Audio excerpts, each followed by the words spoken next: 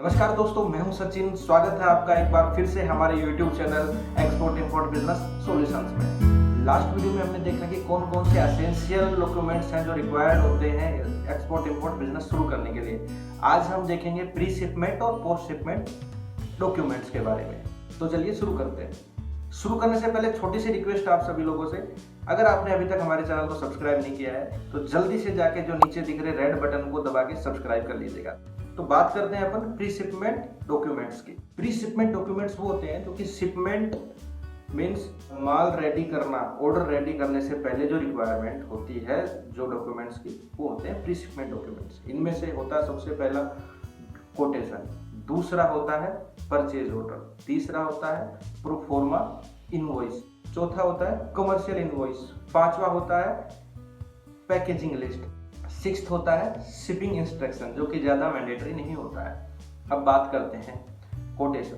Quotation क्या होता है? जब भी कोई बायर आपसे कोई डील करता है तो वो एक आपसे कोटेशन मांगता है कि इतनी क्वांटिटी का क्या आपका इसका क्या शिपिंग रहेगा, क्या कंप्लीट आपका चार्जेस रहेंगे, आप मेरे को कोटेशन दीजिए। तो एक वो होता है कोटेशन का फॉर्मेट। दूसरी बात करते हैं अपन परचेज ऑर्डर।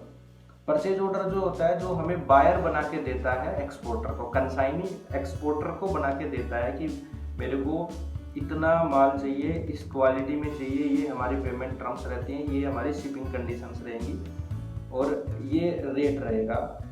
सारी चीज़ें उस परचेज ऑर्डर में बना के देता है। इसके बाद आता है प्रोफोर्मा इनवॉइस। जब एक्सपोर्टर को बायर परचेज ऑर्डर दे देता है तो उसके बाद बनता है प्रोफोर्मा इनवॉइस। प्रोफोर्मा इनवॉइस में सेम वही चीज़ें होती हैं अकॉर्डिंग टू परचेज ऑर्डर। उसमें शिपिंग टर्म्स से लेके आपका पेमेंट टर्म्स, रेट, कंप्लीट, उसमें कौन सा गुड्स, किस तरह का, किस क्वालिटी का गुड जाएगा, सारी चीज़ उस प्रोफोर्मा इनवॉइस में होती है। एक तरीके का ये बायर और सेलर के बीच का कॉन्ट्रैक्ट होता है। अब बात करते हैं कमर्शियल इनवॉइस। कमर्शियल इनवॉइस एक तरीके से बिल होता है जो एक्सपोर्टर कंसाइनी को देता है, फाइनल बिल। जब आपका आपके गुड्स तैयार हो जाते हैं वेयर हाउस से, जब आप निकालने के लिए होते हैं तो एक बिल बनाना पड़ता है जो कि आपका होता है कमर्शियल इनवॉइस। इसके बाद आते हैं पैकिंग लिस्ट। जब अपन एक्सपोर्ट करते हैं तो जो पैकेजिंग करते हैं उस पैकेजिंग की लिस्ट बना के देनी होती है कि कौन सा प्रोडक्ट कितने किलो का है, क्या साइज है वो और किस तरह का है वो, एक पैकेजिंग किस तरह पैकेजिंग की, तो उसका एक पूरा लिस्ट बनाई जाती है कि ताकि जब आगे आपका बायर तक पहुंचता है तो वो बायर उस तरीके से उसको देख के खोले। इसके बाद बात करते हैं शिपिंग इंस्ट्रक्शन। शिपिंग इंस्ट्रक्शन एक नॉर्मल फॉर्मेट होता है जो कि एक एक्सपोर्टर द्वारा जब कोई शिपिंग कंपनी को दिया जाता है कि ये उसके अंदर डिटेल्स होती है कंसाइनी की, कहाँ पर भेजना है, क्या माल है, कितने का है, सारी चीज़ें उसके अंदर डिटेल होती है। ये ज़्यादा मैंडेटरी नहीं होता है, ये एक तरीके से रिपोर्ट होती है जो शिपिंग कंपनी को बतानी होती है कि क्या क्या माल जा रहा है और कहाँ पे जा रहा है, ताकि मिस्टेक्स होने की संभावना कम रहती है। प्री शिपमेंट डॉक्यूमेंट्स वही होते हैं जो शिपमेंट से पहले रेडी किए जाते हैं, तो ये सारे डॉक्यूमेंट्स शिपमेंट से पहले रेडी कर लिए जाते हैं। इसके बाद आते हैं पोस्ट शिपमेंट डॉक्यूमेंट्स।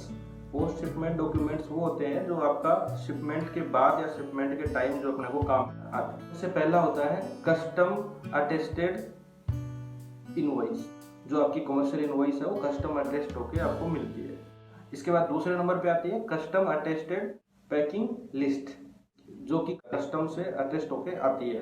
उसके बाद होता है शिपिंग बिल, जो कि शिपिंग कंपनी अपने को देती है। इसके अंदर सारी इंफॉर्मेशन रहती है कि क्या फ्रेट लगा है, क्या इंश्योरेंस वैल्यू है, क्या इसमें ड्यूटी ड्रॉबैक है, एवरीथिंग उस बिल के अंदर होता है। इसके बाद आता है फॉर्म SDF। ये इस तरह का फॉर्मेट होता है जो कि हमें बैंक को देना होता है। ये उस कंडीशन में काम आता है जब अपने को पेमेंट 100% एडवांस नहीं आया होता, या कोई गारंटर के थ्रू या कोई बैंक के थ्रू या कोई फाइनेंसर के थ्रू हमें पेमेंट आता है। तो ये जो लेटर होता है इसमें कंप्लीट इन्फॉर्मेशन लिख के, इनवॉइस की जो इनवॉइस नंबर होता है, इनवॉइस में वैल्यू होती है, वो कंप्लीट हमें मेंशन करके उसमें बैंक को देना होता है, गारंटर को देना होता है, तो हमें पेमेंट मिलता है। इसके बाद आता है GSP। GSP एक एक्ट है जिसमें डेवलपिंग कंट्री से जब कोई एक्सपोर्ट होता है माल, तो डेवलप्ड कंट्री के अंदर इंपोर्ट ड्यूटी में कुछ रियायत मिलती है। ये इसलिए किया जाता है कि जो डेवलपिंग कंट्री है उनका एक्सपोर्ट में बढ़ावा हो सके। एक तरीके से बेनिफिट रहता है ये एक्सपोर्टर के लिए। इसके बाद आता है बिल ऑफ लेडिंग।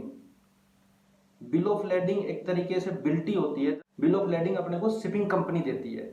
जब तक ये बिल ऑफ लेडिंग बायर तक नहीं पहुंचता है, बायर कंपनी को नहीं दिखाता, तब तक उसको वो माल डिलीवरी नहीं किया जाता है, तो ये एक तरीके से बिल्टी होता है। ये ज़्यादातर समुद्र के रास्ते जब अपन माल डिलीवर करते हैं, डिस्पैच करते हैं या शिपिंग करते हैं तो उसमें ज़रूरत होती है। बाई एयर में इसका ज़्यादा कोई रोल नहीं रहता है। तो ये सारे डॉक्यूमेंट्स थे जो कि एक्सपोर्ट इंपोर्ट बिजनेस में काम आते हैं। आपको इनमें ज़्यादा घबराने की ज़रूरत नहीं है। जब आप शुरू करेंगे एक्सपोर्ट इंपोर्ट बिजनेस तो आप एक CHA हायर कर सकते हैं, कस्टम हाउस एजेंट, या आपका जो शिपिंग कंपनी होती है उनका एक एजेंट होता है, वो आपकी इनमें पूरी मदद करता है। आज के वीडियो में बस इतना ही। आगे आने वाले वीडियो में हम आपको बताएंगे कि एक्सपोर्ट के लिए प्रोडक्ट कैसे चूज करें। तब तक के लिए देखते रहिए हमारा चैनल। इस वीडियो को शुरू से लेकर अंत तक देखने के लिए, वीडियो को लाइक करने के लिए और हमारे चैनल को सब्सक्राइब करने के लिए आपका बहुत बहुत धन्यवाद।